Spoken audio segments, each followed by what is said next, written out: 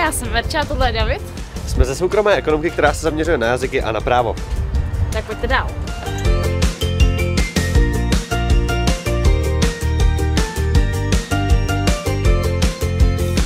Tak Rini, proč ty jsi se rozhodla jít na trénink? Tak já jsem na trénink se rozhodla jít kvůli tomu, protože jsem měla velký zájem studovat jazyky. Nikčo, ty jsi v prváku, veď?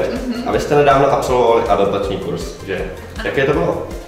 Na začátku školního roku jsme strávili 2 dny na Borové, kde naším hlavním cílem bylo hlavně se trochu seznámit a myslím, že se to vážně podařilo.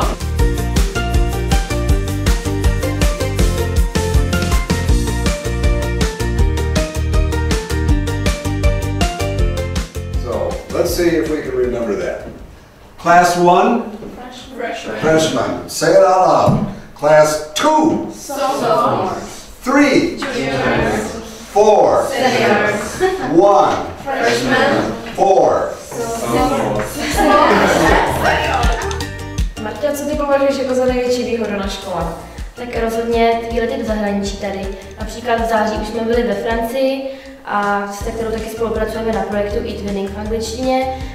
O Vánocích jsme byli ve Vídni a chystáme se ještě na praxi do Anglie. Why do you think it's difficult for men?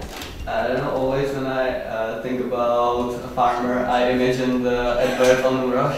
how they think So what do you imagine? the advert on the ice cream. Yeah, there's the man. Yeah, they're everywhere. So when someone is That's a good point. Andrejka, naše škola se nedávno zapala do programu Fiktivní firmy. A ty jsi na tu zkušenost s tím projektem, tak pověz nám o tom něco. Na začátku 3. ročníku jsme se třídou zapojili do projektu Fiktivních firem, kde jsme si založili vlastní firmu a zabýváme se reklamou. Marku, ty jsi absolvoval kurz cestovního ruchu. Jaké to bylo? Ano, byl to 2letý kurz cestovního ruchu a bylo to docela fajn. Vy jste byli někdy v Praze po památkách? Ano, máš pravdu, protože částí té závěrečné zkoušky, kterou jsme dělali, bylo i průvodcování v Praze, jak v češtině, tak i v cizím jazyku. So, heutiges Thema ist die Zukunft. Das ist Lektion 19, Zukunftsvisionen, und wir haben einen Test im Buch gemacht. Wie viele Punkte hast du? Ich habe 11 Punkte, ich bin pessimistisch Typ. Sie hat keine rosa-rote Brille. Vielen Dank, Martina. Bist du ein optimistischer Typ? Optimistischer. Ich bin kein optimistischer Typ. Ich habe 12 Punkte im Test. Gut.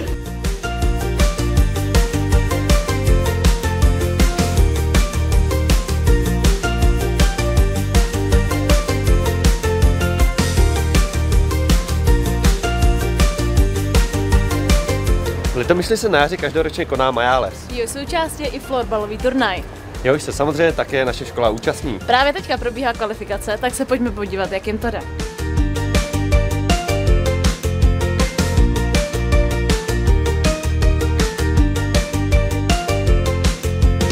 A teď přišel náš golman Martin. Tak jak jste dopadli? No vyhráli jsme, že jo, pánové?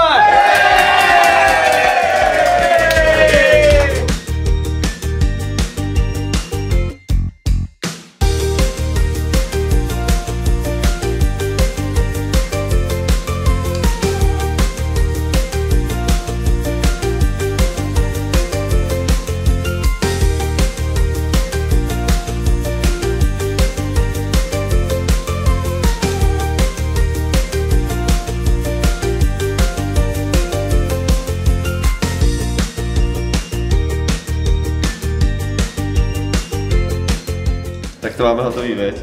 To ano, tak jak jsi dopadl? Se podívej. Dobrý, no. Samý? Jo, dobrý. Co ty?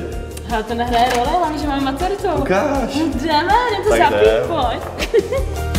Dovolte mi, abych se představila, jmenuji se Jana Jaburková a jsem zástupce maturitního ročníku 2004 obor ekonomické lyceum střední soukromé školy Trading Center Litomyšl. Chtěla bych vám pouze krátce sdělit, že absolvováním této školy dostáváte do života kvalitní, pevný základ, se kterým se dá v budoucnu pracovat.